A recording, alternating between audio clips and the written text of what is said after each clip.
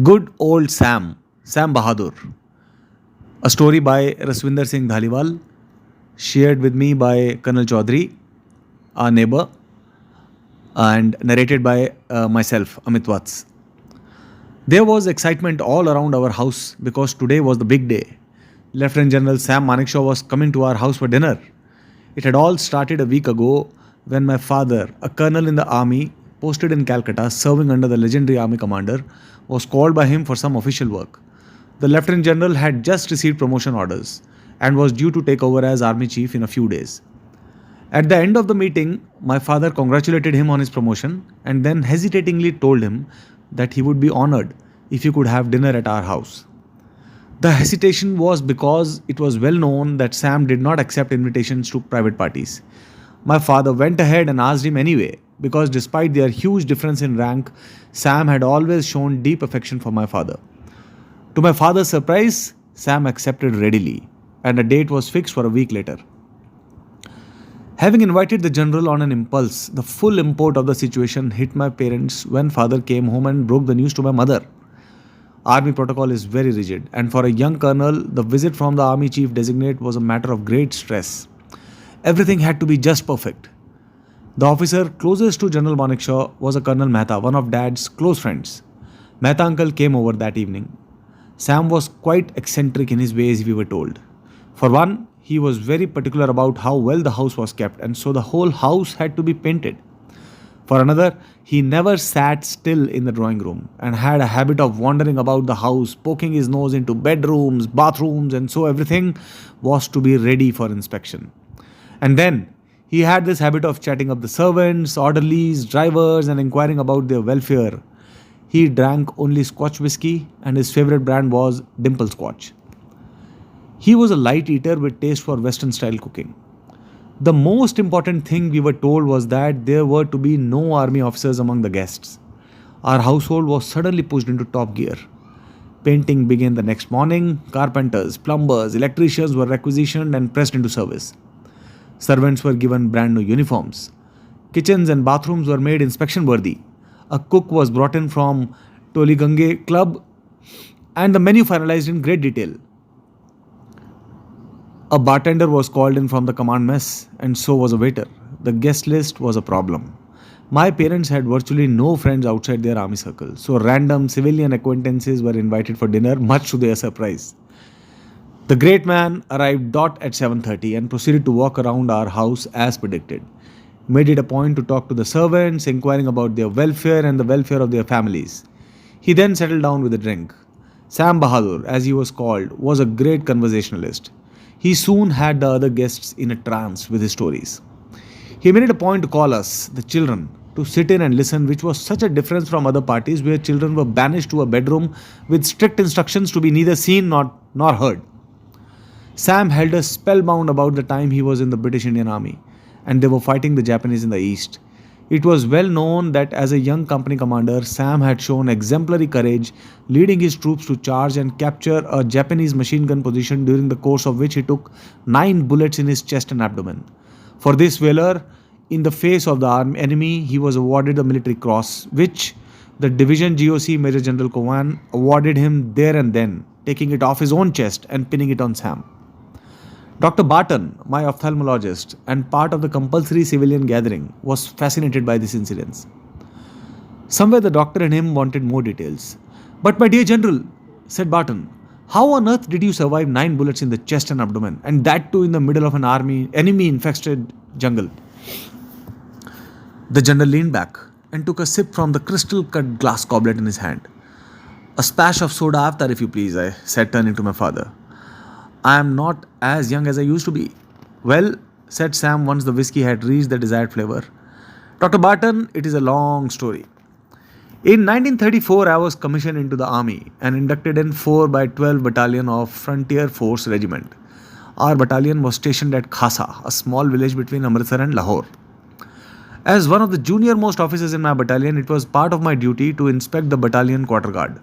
Doc, for your information, the quarter guard is a hut which is guarded day and night. This is where the battalion's arms, ammunition, and important documents are kept. Besides this, there is a lockup in which prisoners from within the battalion are also housed. These poor sods are undergoing various prison terms up to a maximum of 21 days for minor misdemeanors under the military law. One winter evening, there was some commotion outside my residential quarter and I came out to investigate. I found a group of 6 soldiers who were a part of our battalion in a state of extreme agitation. Now, having been born and brought up in Amritsar, I spoke Punjabi fluently. So I was able to decipher their story. Apparently, one of their mates, a Sipahi by the name of Sher Singh, had taken a 1 day furlough to visit his native village, which was close to where our regiment was stationed. And as happens so often in these volatile villages of Punjab, a fight broke out between two groups over a piece of land which both laid claim to. Sher Singh, who had gone with the sole purpose of visiting his ailing mother, was needlessly drawn into the fight. In this group clash, batons and swords were used freely by both sides, and when the dust settled down, one man from the other group was dead. I looked at Sher Singh sternly. "Did you hit this man?" I asked him. The miserable man looked at me straight in the eye and swore on the Gurus that he had not rained a single blow on anyone, leave alone the dead man. I knew at once that he was telling the truth. In these village fights, each party tries to implicate the most important member of the opponent group to cause maximum damage. Without doubt, they had named Sher Singh because, being in government service, he would lose his job if arrested. It was a very difficult and delicate situation. What could I do to help him? The Sipahis looked at me for deliverance. I felt small and helpless. "What was the time when this incident took place?" I asked Sher Singh. "6 p.m., sir," said Sher Singh, his voice a bare whisper. "And what time is it now?" It was almost 7. The faint beginnings of a plan began to form in my head. Could I pull it off? Surely not. But then, what were the options? Anyway, there was no time to lose. I explained the plan to Sher Singh and the company JCO. I then picked up my cycle and pedaled furiously to the civil and military club some miles away. I was relieved to see that Cartwright had not reached yet. You see, gentlemen, Cartwright was the local superintendent of police, and he and I had become drinking buddies of late. I was a bachelor, and Cartwright of the Indian Police Service was a forced bachelor since his young wife had not joined him from England. So both of us would meet at the club for a few. I was just on my first chota when Cartwright came striding in. I hastily stood up as he outranked me in rank and age. "Good evening, sir," I said. "Ah, Sam, good to see you here, old chap. You know I hate drinking alone," he added. "Koi hai?" he said loudly and clapped his hands. The native waiter appeared. "Sahib will have his usual, I think," he said obsequiously. "Haan, jaldi lao."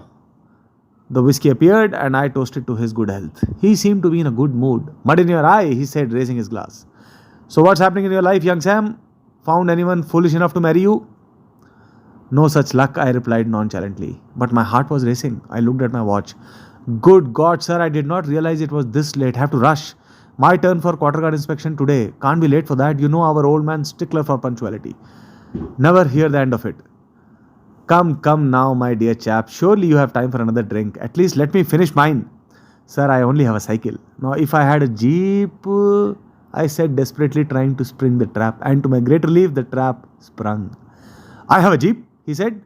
"Why don't I drive you down for your QG inspection? You could come back for a nightcap and you could then cycle back home." "Sir, you are nursing an empty glass," said my father. The waiter took the general's glass for a refill.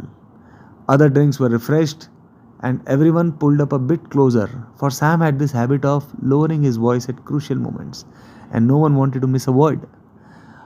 Where were we? Cartwright and I finished our drink, told the waiter we would be back, and true to his promise, he drove me back to the battalion in his jeep. "Thumb! Who goes there?" said the sentry at the regiment gate. I identified myself and he saluted.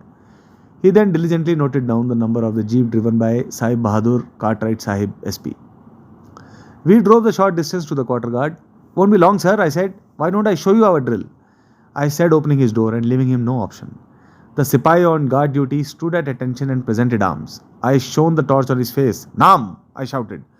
"Sher Singh Saab," he shouted back. "Kab se duty par Sher Singh?"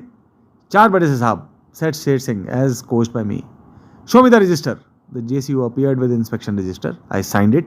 As I straightened up, I shone the torch at Sher Singh. "Tumhara boots polished nahi hai," I shouted. "And hang on a minute. What is this? Is that alcohol I smell, Sher Singh?" I turned to Cartwright. "Sir, isn't this Sipahi reeking of booze?" Cartwright sniffed the air. I say you are right. Man seems pickled. Not quite the done thing. Subedar Saab, isko quarter guard mein band karo. Present him in the morning. Sher Singh's belt was removed as an indication of his arrest. His weapon was taken from him and he was marched to the QG cell. As the door clanged shut, the new sentry marched into place and took up duty. Sorry for that, sir, I said. But imagine the cheek of the blighter. Yes, said Cartwright. These natives are all the same. The jeep passed out of the camp with the gate sentry logging the number and time. Sure enough, the next day, the Thana SHO Allah Baksh appeared with a group of constables and asked to see the adjutant. Sher Singh was wanted for a murder, he said. I let the system take over. Sher Singh? How? He was on QG duty at the time of the clash. Registers were examined and found correct. I was called. I recorded my statement. But as we had expected, the police were not convinced. Many people had seen him in the village. Allah Baksh, I told him. You know, they always try to implicate someone in service. You know what I think, sir? He said. I think the regiment is trying to protect Sher Singh. He then began to hold forth on this subject in some detail. I waited for the right moment to deflate his verbosity. Okay, I said, we are all lying.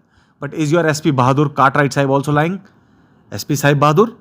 What does he have to do with this? He asked. You will soon find out. Enough. Come with me, I said.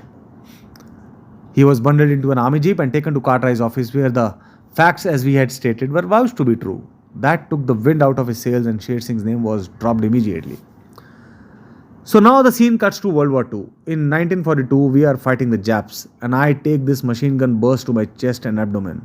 As we retreat, the CO orders all casualties be left behind. Impossible to evacuate them anyway.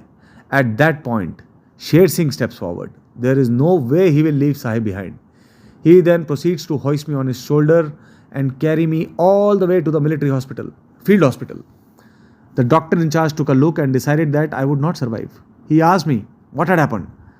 I don't know what came over me, but I told him that I had been kicked by a mule. That went down well with the doc, for he said if I could joke in this condition, it was worth trying.